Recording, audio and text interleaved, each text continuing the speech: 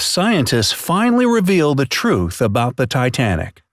On April 14, 1912, at 11:40 p.m., RMS Titanic had a terrible accident that led to its ultimate demise 3 hours later. By 2:20 a.m. in the early morning of April 15th, the biggest ship of its time had completely disappeared under the ice-cold surface of the Atlantic Ocean. The Titanic took more than 1,500 lives with it as it sank to its watery grave. That's more than 2/3 of all the people on board.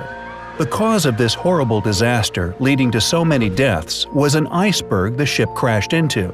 Or so we've always been told. But scientists' most recent findings have debunked this theory.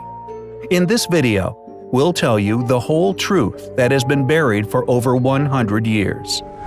At 882 feet 9 inches long, 92 feet wide, 175 feet tall, and with a usable volume of 46,328 tons, the Titanic seemed indestructible. People could walk for miles along her myriad passages and decks. Even the ship's officers needed over 2 weeks to remember their way around this huge construction. The Titanic had 4 massive smokestacks. Each of them weighed 60 tons, and they extended 81.5 feet above the deck. Such an impressive height was necessary to avoid covering the passengers in 100 tons of soot blown off daily. The smokestacks were placed at a 30-degree angle to look even more astonishing and imposing. No less awe-inspiring was the cost of the ship. Its construction demanded $7.5 million. If we take into account modern exchange rates and inflation, in 2016 they would be paying $166 million. Surprisingly, it would turn out cheaper than the production of the world-famous movie Titanic in 1997, which cost $200 million. Harland & Wolff Shipyard took on 3,000 men to build the ship. Even with a huge labor force working 6 days a week from 6 in the morning, it still took 26 months to complete the monumental task. It was a difficult and dangerous work. Imagine doing something at the height of a 20-story building with no safety ropes. But these people needed money to support their families. The builders got £2 a week, which doesn't sound like much, but it was a competitive wage back then. Unfortunately, 8 people died during the building process, and 246 were injured. So it's really hard to fathom that such a complicated mechanism, with all the work, effort, and money spent on its creation, could just sink because of one iceberg. Well, new findings give us reason to believe that the original cause of the catastrophe was not ice, but fire.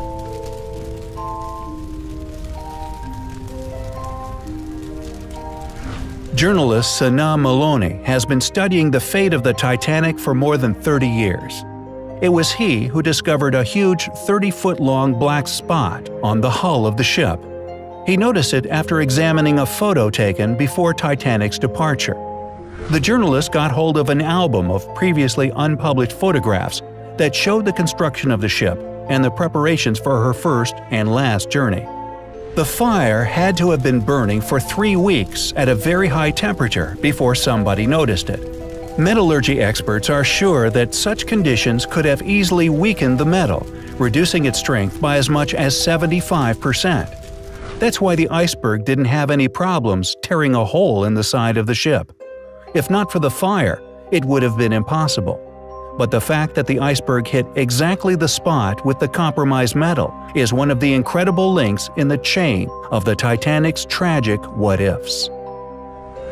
The management of the project knew about the fire and the fact that the ship shouldn't have set off on that fateful voyage. But it would have meant bankruptcy for the ship's owners. The thing is that at the time, miners all over the country were on strike, so there was no coal to sustain the Titanic. But the tickets had already been sold out, and other ships had been cancelled since everybody wanted to be the first to sail on the largest ship known to mankind. That's why the owners of the Titanic bought all the coal they could find, and even the coal from other ships. Canceling the trip seemed out of the question. So, to conceal the truth, the ship was turned in such a way that the marks from the fire faced away from the docks toward the sea. Therefore, the passengers couldn't see them. Thus, the journey began. The interior of the Titanic was based on that at the Ritz Hotel in London. The grand staircase went down 7 out of the 10 decks on the ship.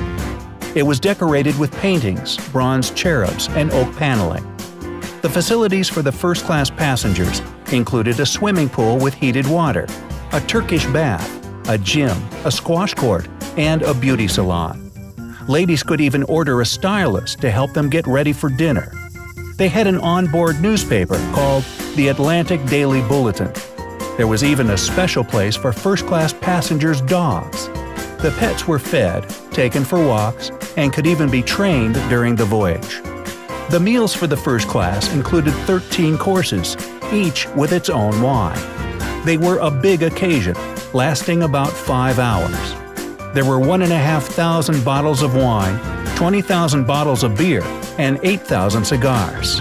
Yet, there were no binoculars. Why is this fact worth mentioning? Because having binoculars could have saved the Titanic. Here is another tragic coincidence in the chain of unfortunate events. There were no sonar systems in those times, so to detect threats ahead of a liner, special people kept watch using binoculars. But the binoculars on the Titanic had been locked away in a special compartment. The only person with the key to the locker, Second Officer David Blair, was replaced at the last minute. He was in such a hurry to leave the ship that he forgot to hand the key over to his replacement. This fateful forgetfulness was discovered only 3 days later when the ship was already at sea.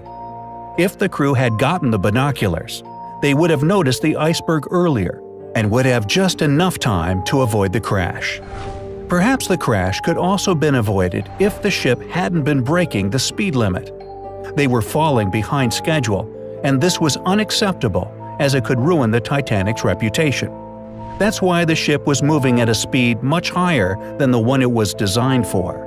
Another criminal negligence was connected with the lifeboats.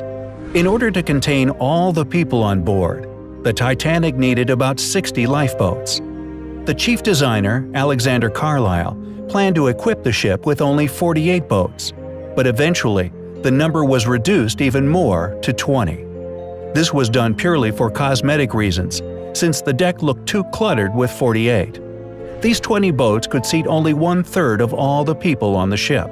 Surprisingly, such a hugely insufficient amount of lifeboats was technically legal. According to the laws of that time, the number of boats depended not on the number of passengers, but on the tonnage of a ship. What's more, at the time of the Titanic's construction, lifeboat drills were standard practice on ocean liners. This way, the crew could prepare passengers for an emergency should it occur. But this type of drill never took place on the Titanic. Captain Edward John Smith canceled the drill scheduled on the morning of the day the Titanic sank. Nobody knows the reasons for his decision, especially considering the fact that other ships had been passing on warnings about ice in the water in that vicinity. Perhaps this is why it took the crew over a half an hour to launch the lifeboats instead of the standard 10 minutes. Some people also blame Captain Smith for allowing the first batch of lifeboats to leave half empty. The first boat with 65 seats contained just 27 passengers. Why weren't they packed full? In the beginning, people were reluctant to leave the ship and didn't realize that they were in grave danger. In 2012, researchers found out that Captain Smith had failed his first exam in navigation.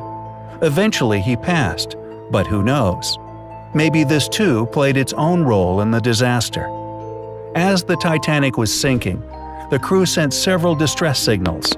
However, a ship sailing nearby, the Californian, ignored the emergency flare shot in the sky. The captain of the Californian later lost his job after this fact came out. But modern researchers have managed to prove his innocence. Well, better late than never. The reason nobody noticed the signals from the Titanic could be due to the phenomenon of light refraction. When layers of cold air are positioned below layers of warmer air, it causes thermal inversion. Thermal inversion, in turn, leads to the light refracting abnormally. In short, all this creates mirages, and such mirages had been recorded by several other ships sailing in that area. Historian Tim Malton is also convinced that light refraction that night could be the reason why the lookouts missed the iceberg completely. Criminal negligence, tragic and unfortunate chain of coincidences, fire or ice, whatever it was, it took the lives of hundreds of people and still keeps the minds of scientists busy to this day. What theory about the catastrophe do you believe? Share your opinion in the comments below. If we've opened your eyes to one of the mysteries you've been puzzling over, give us a thumbs up. If this video gets 15,000 likes, we'll tell you about the mystery of the Mariana Trench. To see more mind-boggling videos, subscribe to our channel and stay with us on the bright side of life.